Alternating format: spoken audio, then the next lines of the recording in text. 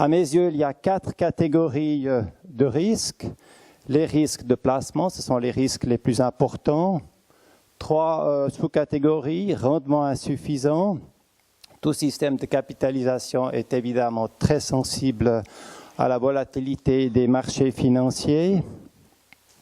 En d'autres termes, les degrés de couverture, on l'a bien vu, varient beaucoup finalement en fonction de l'évolution de l'économie et des marchés financiers, puisque là aussi, il y a une corrélation entre la croissance et puis la performance. Problème à court terme, si finalement le degré de couverture diminue fortement, comme on l'a connu d'ailleurs en 2001 et 2002, suite à l'éclatement de la bulle spéculative, encore plus grave en 2008, plus court mais incidence beaucoup plus forte finalement.